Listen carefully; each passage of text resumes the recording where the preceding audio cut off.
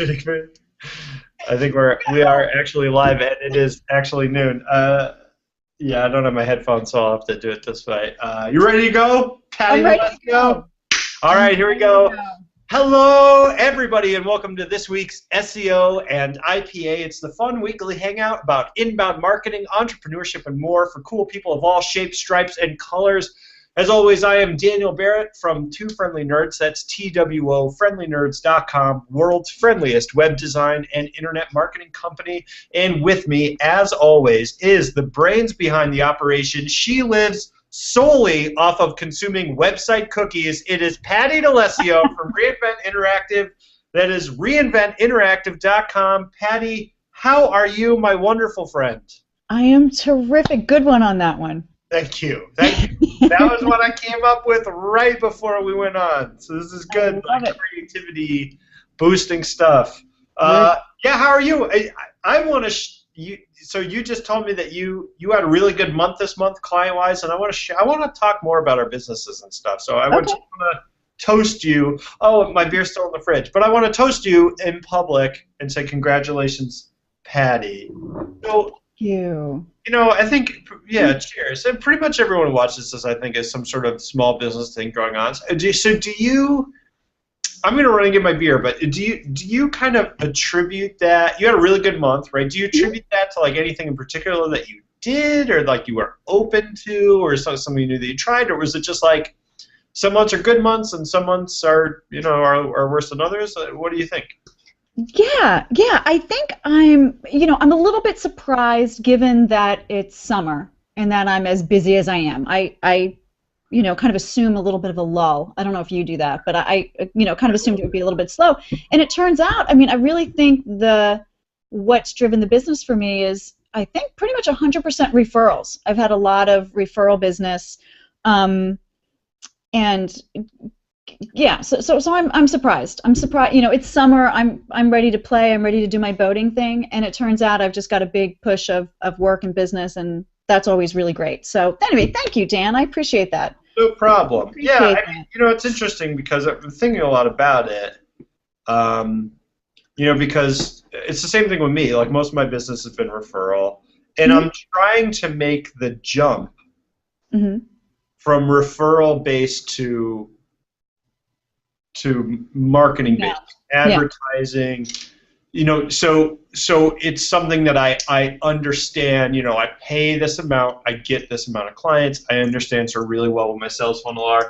To a certain extent, when you do referrals, which is awesome, and again, it's like right now, it's like 99% of my business, right? It's like you don't necessarily need to have all that stuff in place in the same way. So it's a little frustrating because you do well with a certain thing, and then I'm sort of like trying to switch gears, and it doesn't work, right? Because I have to develop it. Like, you have to learn it all over again. Right. Yeah, congrats, Patti. You're pretty awesome. I appreciate that. And you're looking fantastic, Dan Barrett. Thank you. Thank you. I bought some new shirts. I wore the new shirts yesterday and the day before, and I look like $1 million.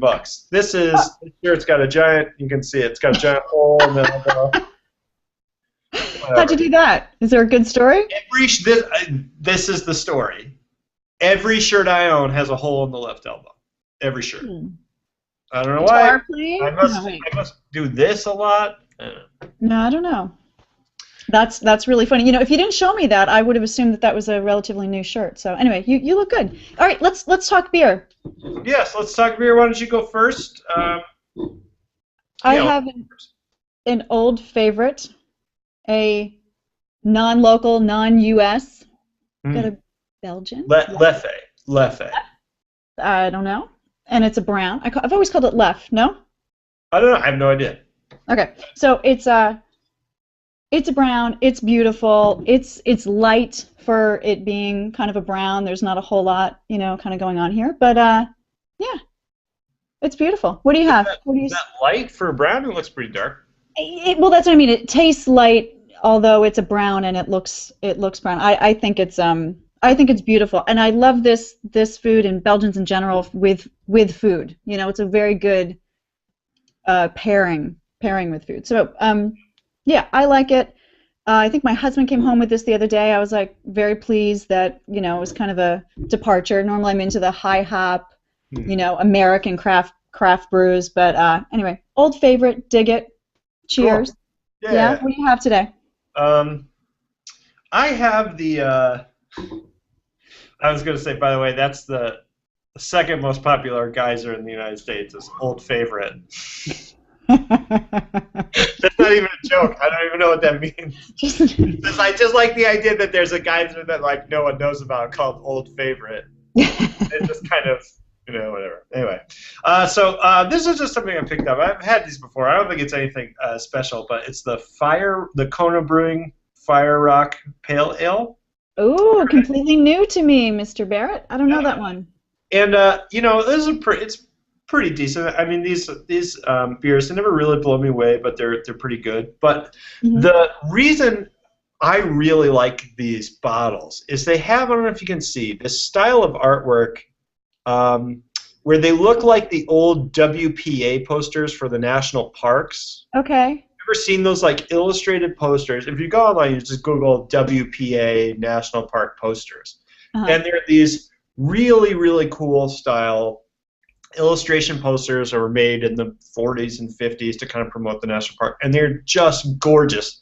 And the other day I was like, maybe I'll collect those, and I'll try to collect them all, and they're like $1 million a piece. Stop collecting. Stop collecting stuff. My wife is already yelling at me for the amount of comic books that are arriving at our house at a rapidly increasing, although now decreasing rate. So in any case, so Kona Pale Ale. I don't think I've ever had this Fire Rock Pale Ale, so let's see.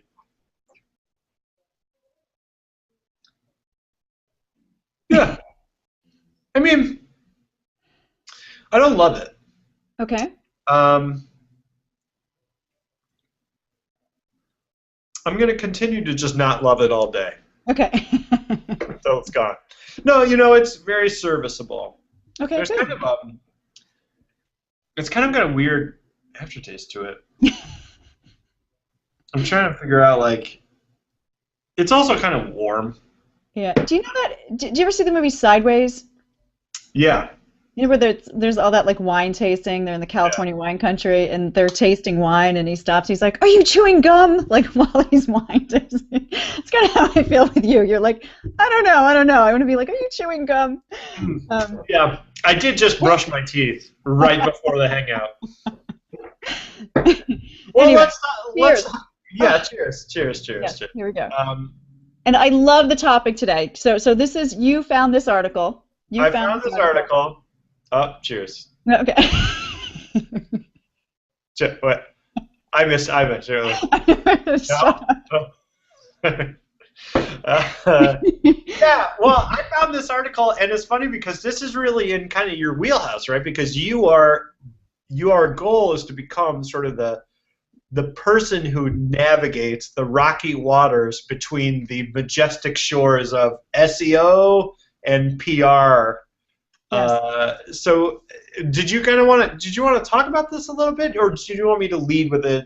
Yeah, I mean, just to reiterate my perspective, I kind of want to be like the SEO whisperer to the, public relations professional and espouse my knowledge, right? Yeah, So, SEO Whisperer, by the way, is a great. Someone should brand that SEO Whisperer. It's really fun. SEO Whisperer, or the search engine whisperer. But anyway, yeah, I have a definite affinity towards this target market and towards this profession in general. I think it's it's a beautiful fit, and this is really, really popular now, right? The combination of SEO and PR and where they meet, and anyone in PR needs to really understand their SEO and to do a good job, and there's volumes written about it. But so it's my target. But yeah, I liked this article. I also find it a little bit scary, and I'm real interested to chat about it. So yeah, why don't you introduce it? Let me recap sort of what the article says a little.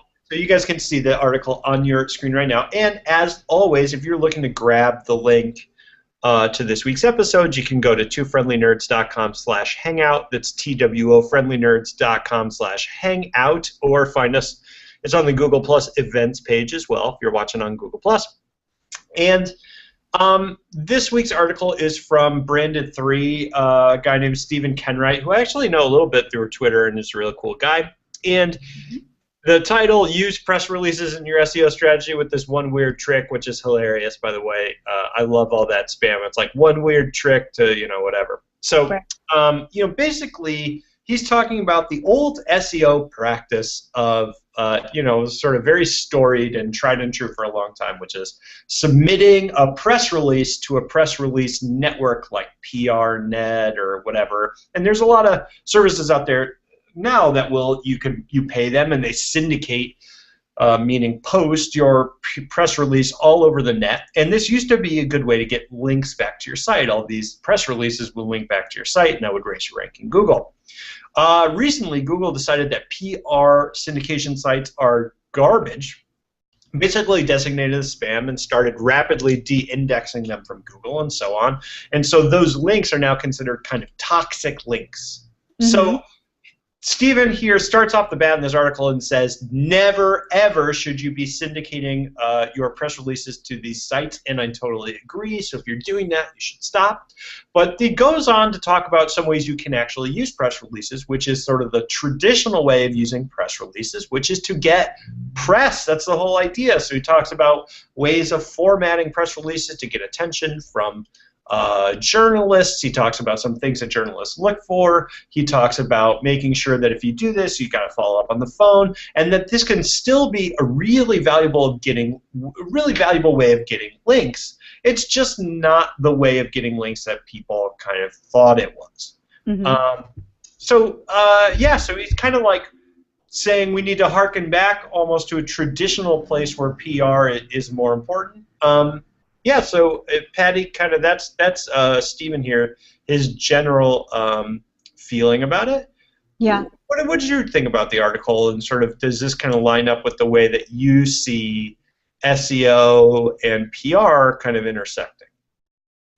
Yeah, well, certainly it does. If your goal of the article is to get links, I mean, if your only purpose for submitting the press release or getting that press is just to do link building, then stop, right? I mean, that we agree with, right? Mm-hmm. But there's a whole bunch of other reasons why you would do this, right? You can do this for brand awareness, and you can do this for,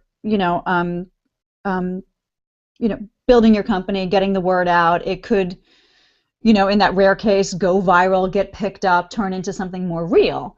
I'm slightly conflicted on that. But again, if you're doing it just to build links, stop. Now, just to clarify too, when we're talking about these PR syndication sites and services, we're talking about HARO, right? We're talking about, and I think he mentions it even in the article, we're talking about that whole HelpAReporterOut idea. And when I tell you, I get a lot of people recommending that to me on a regular basis. They'll see SEO as a topic that somebody wants an article written about, and they'll send it my way. Hey, you should do this one. You should do this one. And so why would you do that? Why would you? Well, I think in response to that. I mean, I think the issue isn't so much with someone requested an interview and you did an interview or whatever. I think the idea. Well, that's different, yeah. Yeah, mm-hmm. I think the idea here is really that you're like, okay, I want a bunch of links. I'm going to write a really crappy press release, and then I'm going to syndicate it to like 5,000 sites, and then I'm going to get 5,000 links. Right. So I think if you want to back up a little bit and talk sort of about the that's right. You see me this when you touch your head, it's getting serious. If you want to talk about like the structural changes that Google is trying to push through, and I think if you can include in this sort of Google's view of what the future is. Mm-hmm. I think the period at which you could scale mm-hmm. link building is gone. Yeah. So I think any time you are essentially thinking like, okay, I'm going to get a ton of links back to my site, or I'm going to get a ton of posts or whatever, I'm going to get a lot of stuff really easily. The view of the future is a future at which you cannot do that, and that if you do that, you will get penalized, right? Mm-hmm.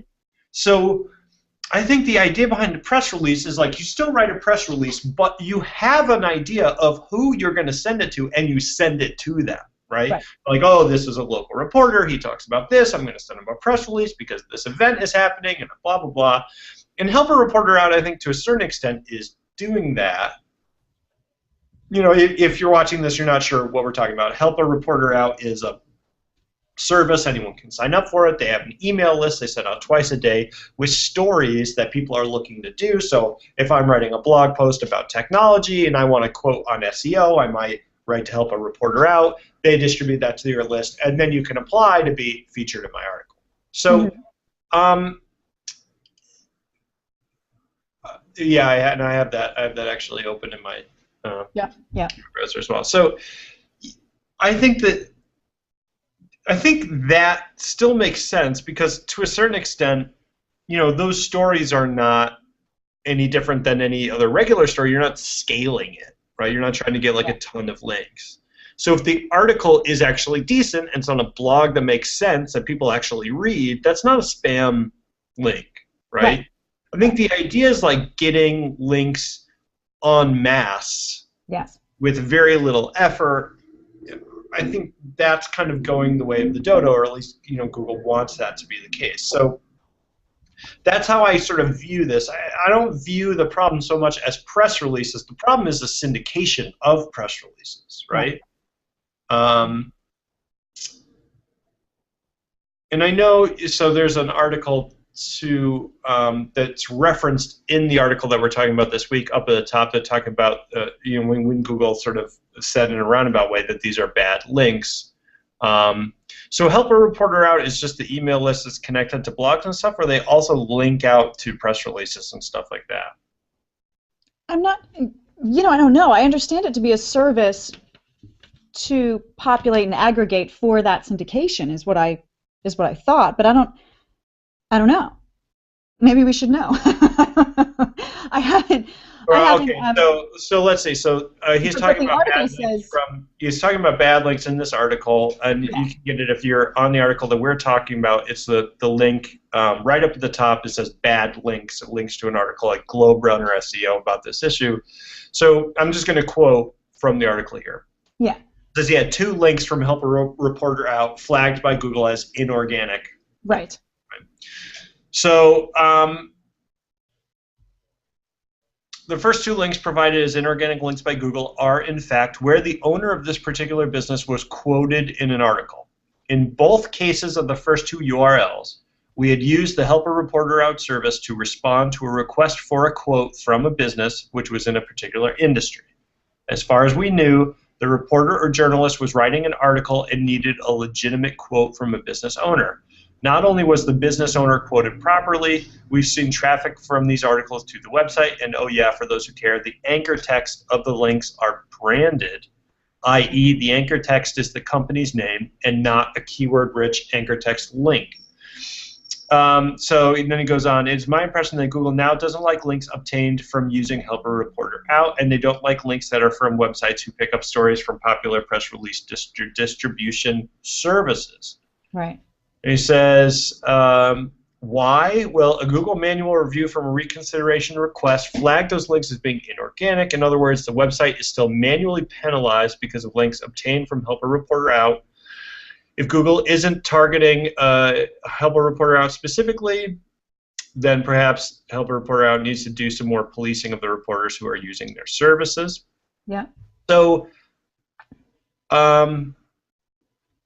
yeah, so Help a Reporter Out is a press release distribution service. So yeah, so it's what I said. They're aggregating articles and content on behalf of, you know, these other press release services. So yeah, so I found that interesting. That was one of the most aha moments is that you know, Haro is in that negative, is in that, and again, we're just talking about like link juice. It's not passing link juice. Google doesn't see it as a plus. It's not going to help your SEO, right? Well, right, and I want to preface this by saying, right, that the Help a Reporter Out thing, the part of this, I mean, the main article that we're talking about this week is all about syndication services, right? In fact, PRNet is the one that's talked about, which used to be probably is still the biggest one. The Help a Reporter Out thing this is a story about one person getting links flagged. Yeah. So correct me if I'm wrong, the way that Webmaster Notices work is that if the site that wrote the article is doing a lot of spammy stuff besides that article, that site can be tagged as low quality, and so links back from that site can be tagged as suspected as inorganic. Right. Because, I mean, correct me if I'm wrong, there's no real way to tell that a quote or something came from HelpAReporterOut. If I'm writing a blog post and I need a quote, I don't say on my blog post, I got this from HelpAReporterOut, right? So I think that my guess is that it's really hard to draw a conclusion about HelpAReporterOut specifically from this article that it's talking about. The syndication thing is very well established and known. Well, I guess what it's saying. Change, right. It's saying HelpAReporterOut should screen for the people that are using their service better, because as a result, Google's flagging them and not helping them.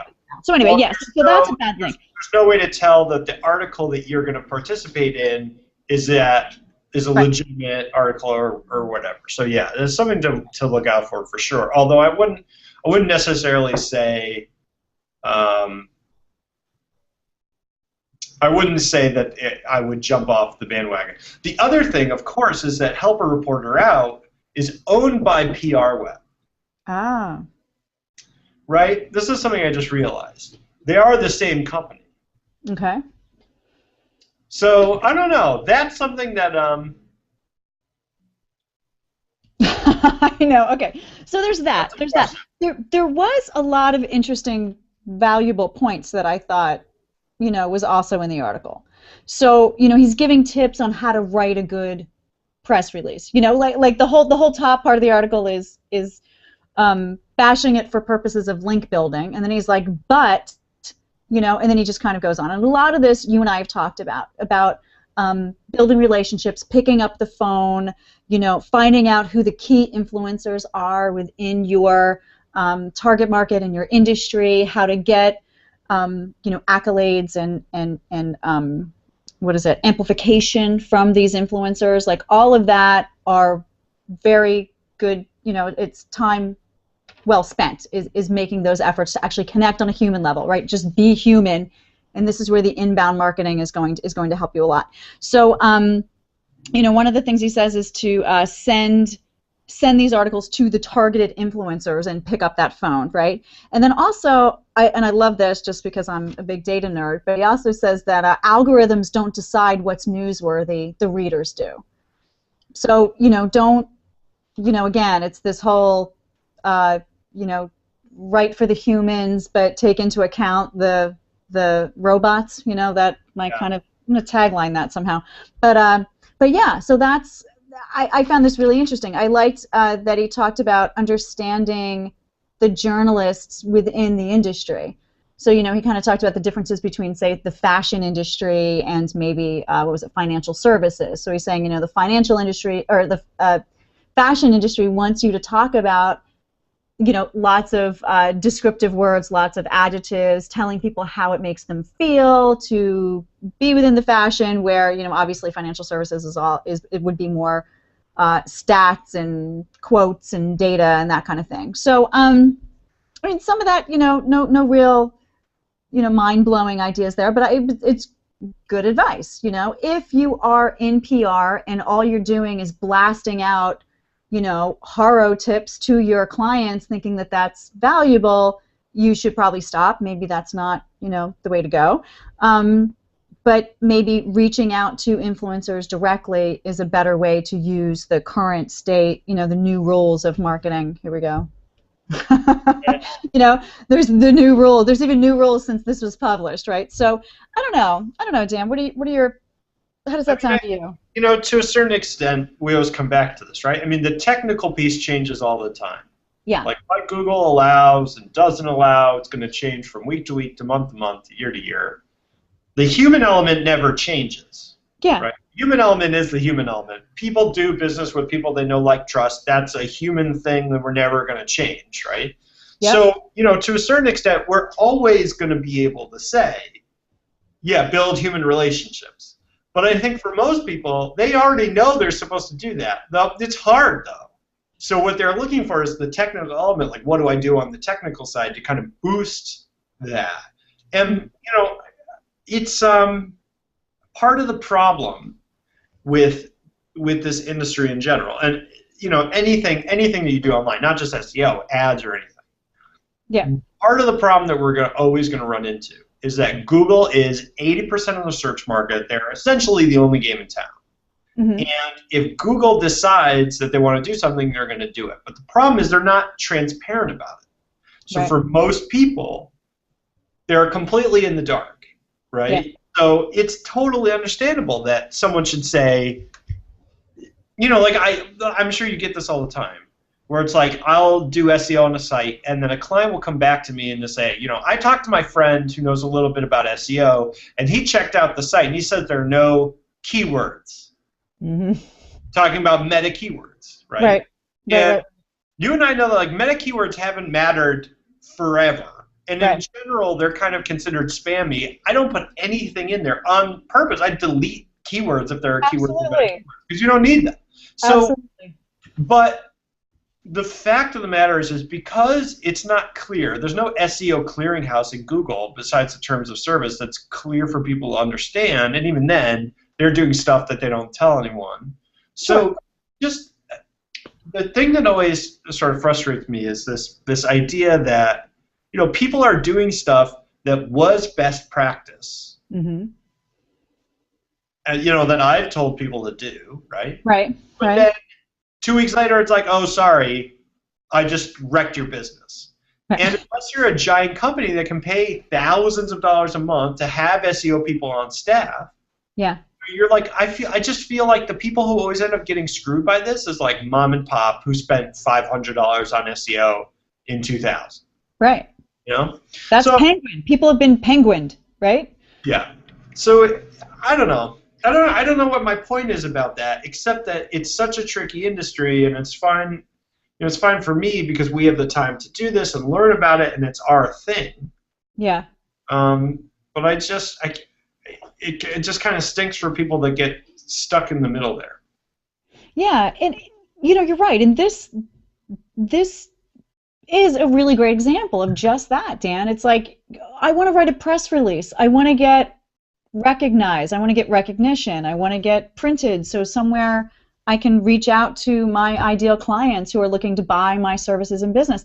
And so that alone, writing a press release should not be black hat, should not be a dirty job. It should be something really, really legitimate.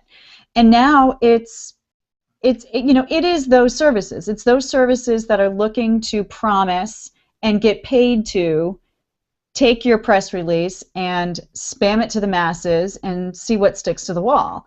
And I understand why Google is like, listen, this is not valuable. Stop it. Yeah, I guess the flip side of that, of course, is that writing PR releases was fine, but people like us ruined it for everyone. Is that what happened? Using it. Although I never really did that for anyone. Did we break it? I think we broke it. We broke the internet. We broke it. This is like SEO is a lot like what The Simpsons said about beer, right? They said beer is the cause of and solution to all of life's problems. Yes, right. And SEO is much the same way. It is the cause of and solution to most of your online marketing problems. I have to tell you, Dan, this article is so depressing, I might drink my whole beer. What? Patti! You're driving me to drink. It's not depressing. You know what it is? It is one more thing. Yeah. Sort of like wood on the fire, so to speak, for this idea that, the mechanisms might change, but the core of marketing and business and sales doesn't ever really change. It's always about people. And so if it helped you to get in front of more of the people, to do more of the stuff you would have been doing already, it's always going to be fine. Talking to people on social media is always going to be fine. Writing awesome articles is always going to be fine. Building relationships is always going to work. But trying to say, which is, I think, was sort of the promise of the early internet, right? Like, I'm going to somehow beat the system and get way more leverage than I would normally ever get. I'm really going to, no one's going to know I'm doing this kind of sly thing. I just think it's always going to be a matter of time before that stuff comes back to bite you in the butt. And we talked about earlier, I mean, there are people who, there's stuff that still works now, like the sort of like blog networking sort of link back thing. It works now, but I think it's short-sighted, right? Guest blogging has been kicked to the curb as well, right? Well, it has, but only if you look at it as a way of saying, like, I just want to build links. Yeah, the same idea. I don't care where it is, I just want to build links. It's not about building links, it's about, like, okay, if I... if Moz did this huge guest blog with me and I wrote this really awesome article, and I would get clients from it, right? Yeah. But it's not because of the link. Right. Because I'm in the right market. Although Moz is not really my market. So, whatever. Well, the brand building, you're right. Like, there are reasons beyond link building to do some of these activities and to write and to create content. And like in the article, do things like, we didn't even mention this. Sorry, I have my notes here. Having more value on the site than in the release was the one tip that I thought was huge. So, and we can kind of apply this to blogging as well. So in your blog, mention the tools, tips, free things on your website. Like have the article represent your value or your point of view, right? And then mention maybe, what the value is by coming to your website and actually make that valuable, fulfill that promise, Yeah. I thought that was brilliant. I want to put the caveat out there, though, that if you are a steel chain manufacturer, then your main concern should still be link building. You've been holding on to that this whole time, haven't you? This whole time. I've only got a few link building jokes, and that's one of them. Anyway, it's 12:32, so we're over, so we got to end up. But if you came in halfway or you want to check out any of our back episodes, you can do that at twofriendlynerds.com/hangout, or go to YouTube and type in SEO and IPA. You'll find all our past episodes there. As always, thank you guys so much for watching. We really, really appreciate it. You can check us out next week, Wednesday at noon Eastern Standard Time, twofriendlynerds.com/hangout. Same bad time, same bad channel. Patti DeLessio from Reinvent Interactive, thank you so, so much. As always, you are the brains behind this operation and demonstrably the only reason anyone watches this show. So thank you so much. And yeah, cheers, guys. And as always, Dan Barrett from Two Friendly Nerds. Please remember to optimize responsibly. There you go. Hey, we were on. Yeah, cheers. All right. All right. Thanks, guys. We'll see you next week. Talk to you soon.